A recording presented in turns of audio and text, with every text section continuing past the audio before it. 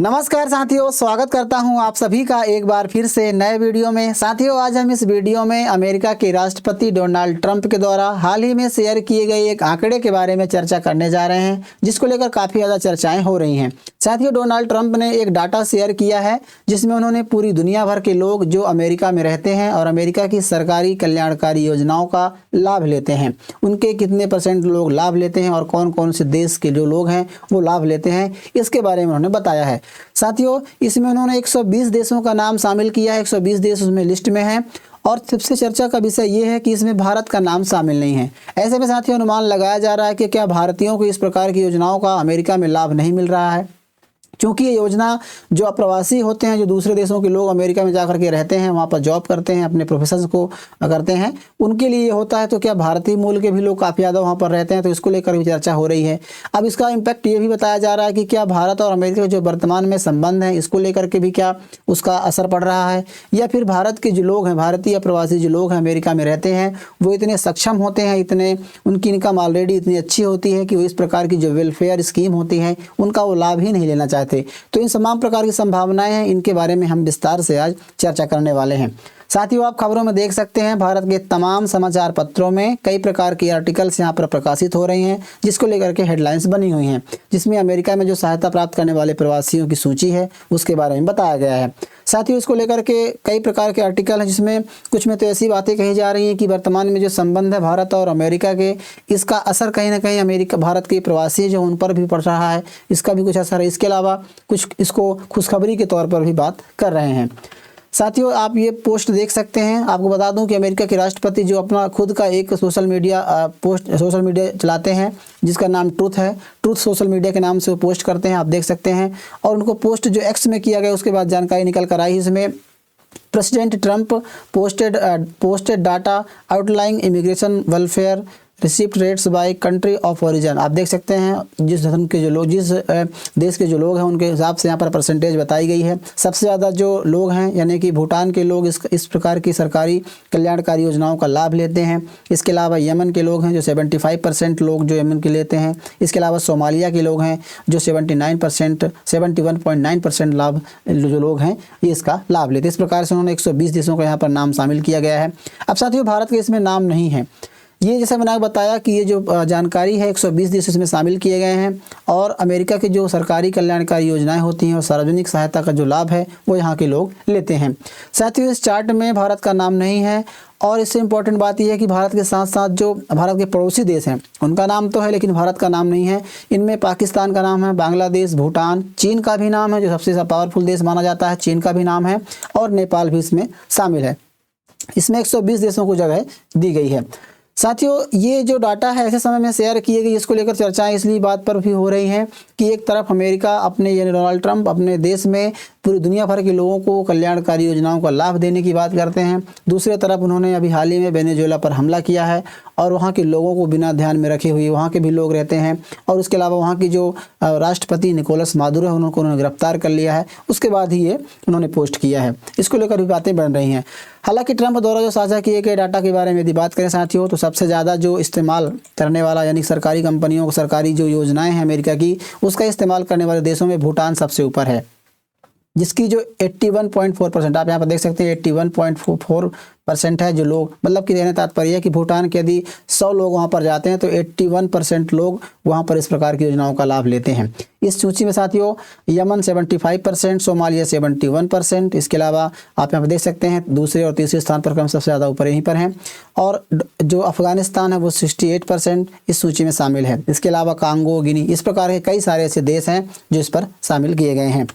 साथियों, चार्टर के जब सबसे नीचे के छोर पे जाएं, जो धीरे धीरे क्रमशः जो असेंडिंग ऑर्डर में यानी घटते हुए क्रम में है, तो सबसे ऊपर 81 भूटान है। सबसे नीचे बात करें साथियों तो सबसे कम जो लाभ लेते हैं वो बरमुंडा के लोग रहते हैं। यदि बरमुंडा के जो लोग यानी 100 लोग गए हैं तो 25% लोग ही वहाँ पर इसका लाभ लेते हैं। इसमें सऊदी अरब भी हैं, इजराइल, फिलिस्तीन, अर्जेंटीना और दक्षिण अमेरिका के भी कुछ देश में हैं, कोरिया, जाम्बिया, पुर्तगाल, केन्या, इन सभी देशों के नाम है आप यहाँ देख सकते हैं।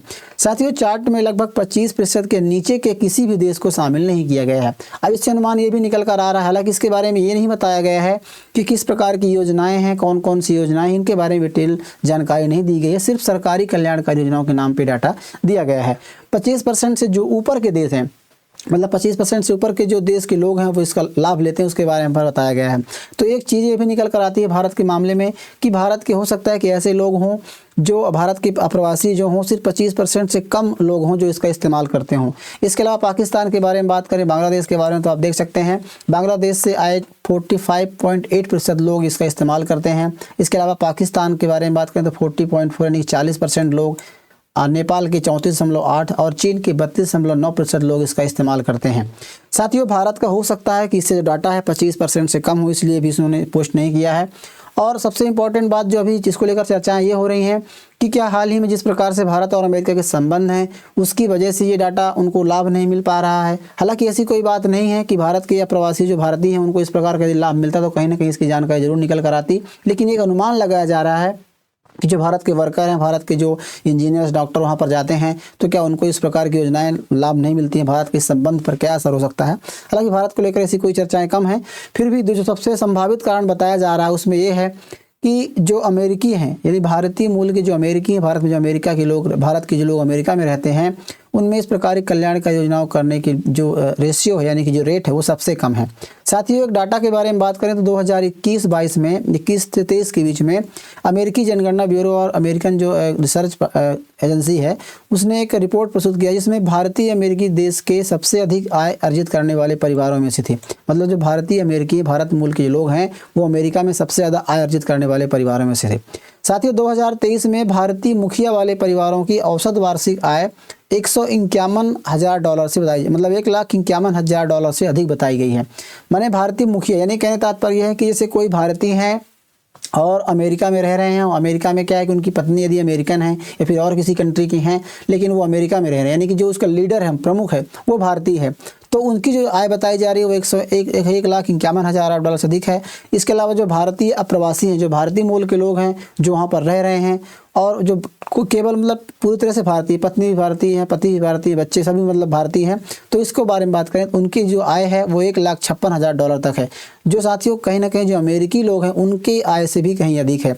तो एक इम्पॉर्टेंट डाटा ये भी है कि हो सकता है इसी कारण से भारत के लोग जो हैं इस प्रकार की जो कल्याणकारी योजनाएं हैं उसके बारे में निर्भर नहीं रहते हैं, क्योंकि आप सभी जानते हैं कि भारत के जो लोग अमेरिका में जाते हैं वो H-1B वीज़ा जैसे कुशल, साथियों आप सभी जानते हैं कि भारतीय मूल के जो लोग होते हैं, भारतीय होते हैं, वो बड़े बड़े जैसे किसी H-1 वीज़ा जैसे कुशल वीज़ा कार्यक्रमों के माध्यम से जाते हैं। जब उनको एम्प्लॉयमेंट की जाती है, जब उनको बुलाया जाता है कंपनियों के द्वारा, उनको आमंत्रित किया तभी भारतीय लोग जाते हैं और बड़े बड़े प्रोफेशंस में जैसे प्रौद्योगिकी क्षेत्र में है, चिकित्सा, इंजीनियरिंग और जैसे वित्त जैसे क्षेत्र, फाइनेंशियल क्षेत्रों में काम करते हैं।